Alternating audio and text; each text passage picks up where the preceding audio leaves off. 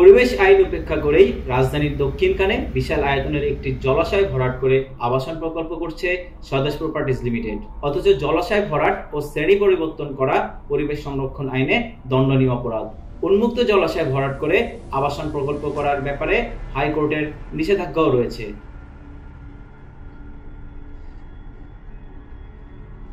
রাজধানীর বিশদ অঞ্চল পরিকল্পনায় ড্যাব, ঢাকা উত্তর সিটি কর্পোরেশন, ডিএনসিসি দক্ষিণখান মৌজায় অবস্থিত জায়গাকে জলাশয় দেখানো হয়েছে।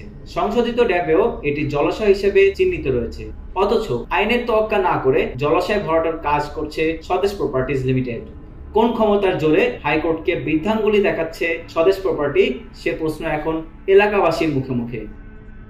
রাজধানী উন্নয়ন কর্তৃপক্ষের বিধিমালাকে অগ্রাহ্য করে স্বদেশ প্রপার্টিজ লিমিটেড কর্তৃক উত্তরখান, বড়ুয়া, দক্ষিণখান, বাউথা, তলনা, ডেলনা, ডুমনি মৌজায় বিদ্যমান কৃষি জমি ও প্রাকৃতিক জলাধার অবৈধভাবে ভরাট করে স্বর্ণালী আবাসন প্রকল্প করায় রাজুককে এলাকাবাসী অভিযোগ করেন।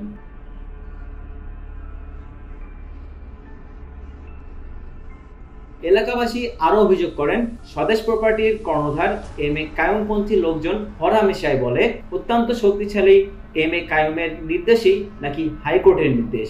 রাজুক এবং পরিবেশ কর্মকর্তারা নাকি তার পকেটে থাকে। স্বদেশ প্রপার্টিজ লিমিটেড প্রাকৃতিক জলাধার সংরক্ষণ আইন 2000 ও রিয়েল এস্টেট উন্নয়ন ও ব্যবস্থাপনা আইন 2010 লঙ্ঘন করায় রাজধানী উন্নয়ন কর্তৃপক্ষের নগর পরিকল্পনা ও বাস্তবায়ন শাখার উপনগর পরিকল্পনাবিদ 1 মোহাম্মদ মোস্তাফিজুর রহমানের স্বাক্ষরিত চিঠিতে উল্লেখিত এলাকার ভরাট কাজ বন্ধ করতে আগামী 5 জানুয়ারি কর্তৃপক্ষকে অবহিতকরণ ও যথাযথ জবাব দাখিলের জন্য স্বদেশ প্রপার্টিজ লিমিটেড ও ব্যবস্থাপনা পরিচালককে নির্দেশ দেন। সরেজমিনে জানা যায়, স্বদেশ প্রপার্টিজ লিমিটেড কর্তৃক স্বর্ণালী আবাসন প্রকল্প নামে ঢাকা উত্তর সিটি কর্পোরেশনের অধীন 44 ও 48 নম্বর ওয়ার্ডভুক্ত উত্তরখান মৌজায় আর এস দাগ নম্বর 6622 থেকে 6633 সহ কতিপয় দক্ষিণখান মৌজার আর এস দাগ নম্বর 13530 থেকে 13546 সহ কতিপয় বাউথার মৌজার আর এস দাগ নম্বর 280 থেকে 311 ও 601 থেকে 637 সহ কতিপয় এবং বড়ুয়া মৌজার আর এস দাগ নম্বর 1604 থেকে 1616 সহ কতিপয় জমিতে ড্রেজার মেশিনের মাধ্যমে বালি ভরাট করতে দেখা যায়। ওই দাগগুলোর অধিকাংশ ব্যক্তি মালিকানাধীন ফসলি জমি, মাছের ঘের এবং প্রাকৃতিক জলাধার। এছাড়া ভরাট করা জমির কিছু অংশ বিশদ অঞ্চল পরিকল্পনা 2022 থেকে 2035 এর বন্যা প্রবণ এলাকা হিসেবে চিহ্নিত। এমত অবস্থায় উপরিক্ত এলাকায় ভরাট কার্যক্রম বন্ধ করতে 5 জানুয়ারির মধ্যে কর্তৃপক্ষকে জানানোর জন্য নির্দেশ দেন। অন্যথায় বিধি অনুযায়ী ব্যবস্থা নেওয়া হবে বলে নোটিশে উল্লেখ করেন। পরিবেশ অধিদপ্তরের এক ঊর্ধ্বতন কর্মকর্তা জানান, স্বদেশ প্রপার্টিজের উন্মুক্ত জলাশয় ভরাটের সচিত্র অভিযোগ আমাদের কাছে রয়েছে। দেশের প্রচলিত আইন ভঙ্গ করে অবৈধভাবে জলাশয় ভরাট করাকে পরিবেশ অধিদপ্তর কোনোভাবেই সমর্থন করেন না।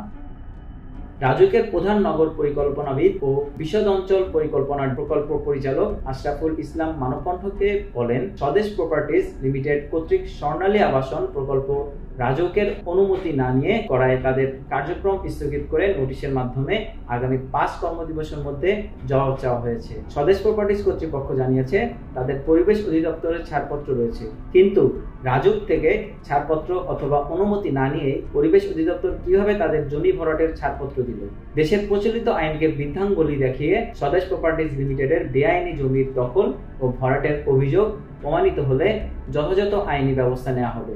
যদিও সরেজমিনে এসব অভিযোগের সত্যতা মেলে এবং স্বদেশ প্রপার্টিজ লিমিটেডের কার্যক্রম বন্ধ করে দিই।